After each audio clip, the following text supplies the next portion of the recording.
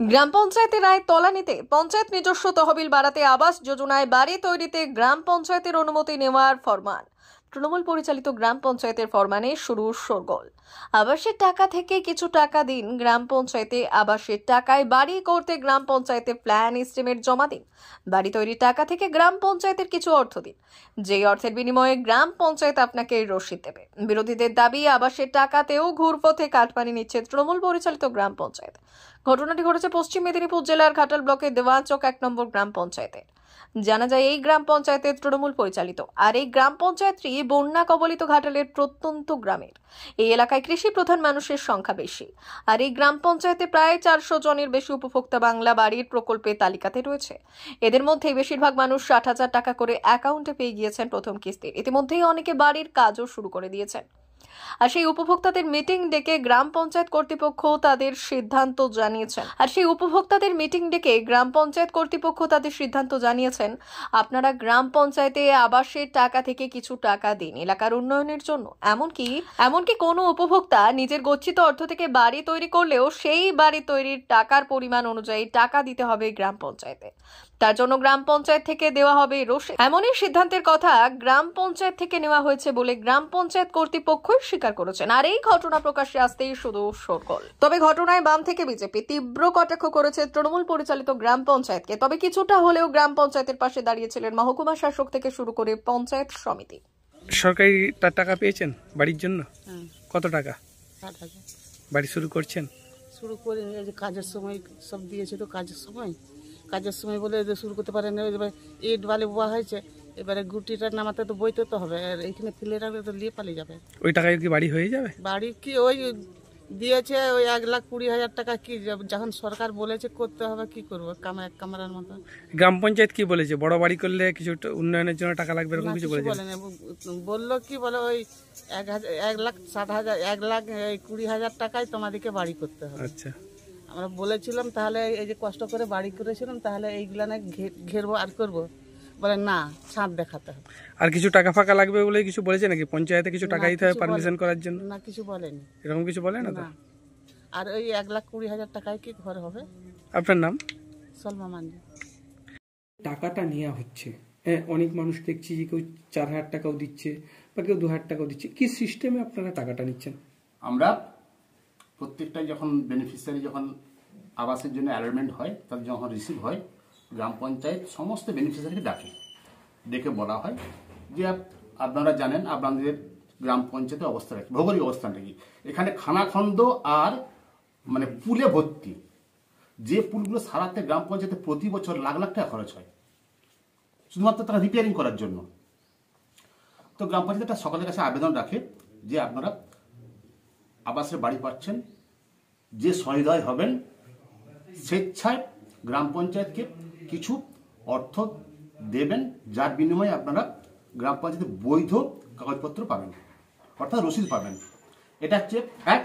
2 নম্বর, আরও বলা হয়েছে আপনার হতে পারে আবাসের বাড়ি, আপনি প্ল্যান এস্টিমেট করে লিগ্যাল পদ্ধতিতে আসুন, তাতে পরবর্তীকালে আপনি বা আপনার জেনারেশনের সুবিধা হবে, যাতে করে আপনারা ব্যাংক থেকে লোনও পাবেন।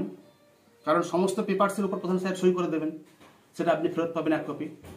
এই বিষয়টা আছে।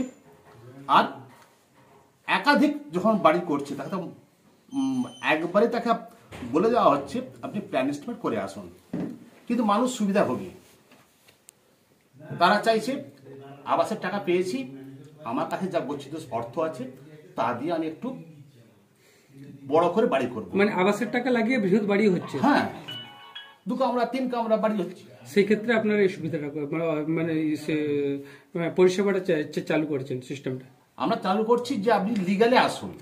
এতে কি গ্রাম পঞ্চায়েতের কিছু বেনিফিট হবে? হ্যাঁ, লিগালে আসলে গ্রাম পঞ্চায়েত কিছু অর্থ পাবে, যদি সে স্বেচ্ছায় দেয় বা যদি লিগালে আসে তাহলে তো কোনো ব্যাপারই নেই। প্রত্যেকটা গ্রাম পঞ্চায়েত যদি এই ধরনের পন্থা অবলম্বন করে তাহলে কি মনে করছেন যে সুবিধা হবে? হ্যাঁ, গ্রাম পঞ্চায়েত অবশ্যই সুবিধা হবে। কারণ এই সকল এলাকায় মানে আয়ের কোনো উৎস নেই প্রকৃতপক্ষে, শুধুমাত্র ট্যাক্স ছাড়া।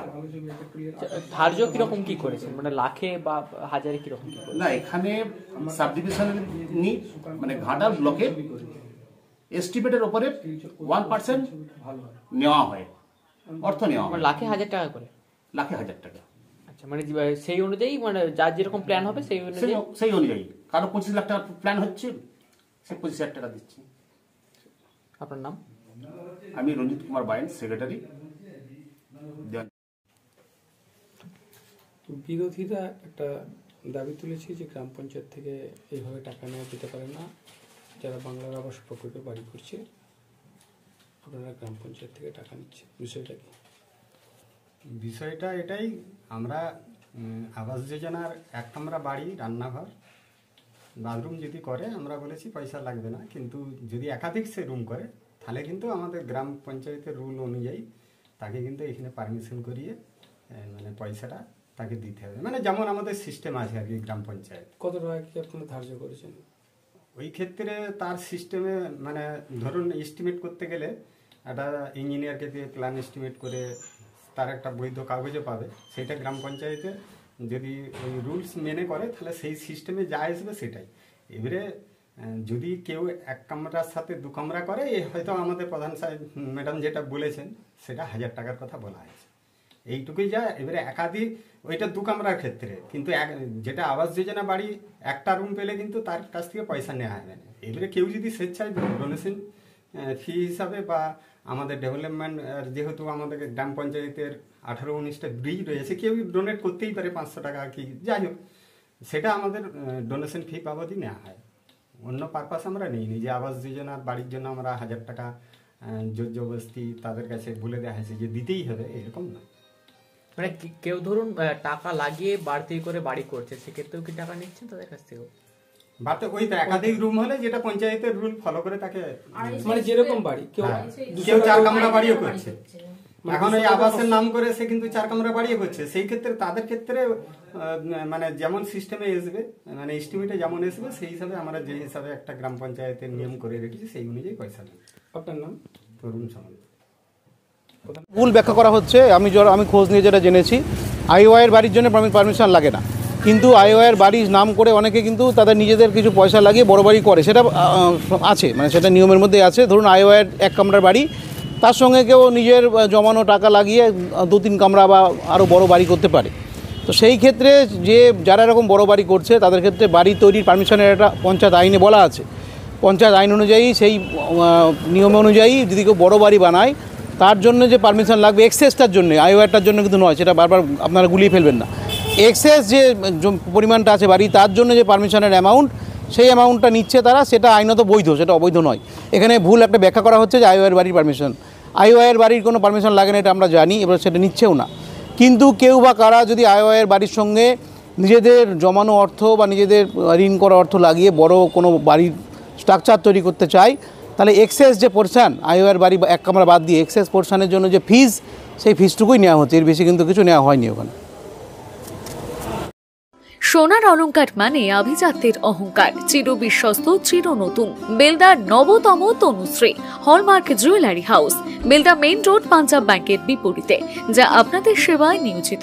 আপনি এখানে পাবেন 100% সোনা, রূপো ও ডায়মন্ড জুয়েলারির আধুনিক নিত্য নতুন ডিজাইনের সমস্ত গহনা। সব পছন্দের সেরা কালেকশনের গহনা পাওয়া যায়। Tanushree hallmark jewellery house, Belda main road, Punjab ব্যাংকের বিপরীতে। যোগাযোগ 9999339860 অথবা 9999349860। বিশেষ দ্রষ্টব্য, আমাদের এখানে গহনার মজুরিতে 10% ছাড় দেওয়া হয় এবং পুরনো হলমার্ক সোনার পরিবর্তে নতুন গহনা কেনার সময় কোনো খাত বাদ দেওয়া হয় না। Tanushree hallmark jewellery house, Belda main road, Punjab ব্যাংকের বিপরীতে।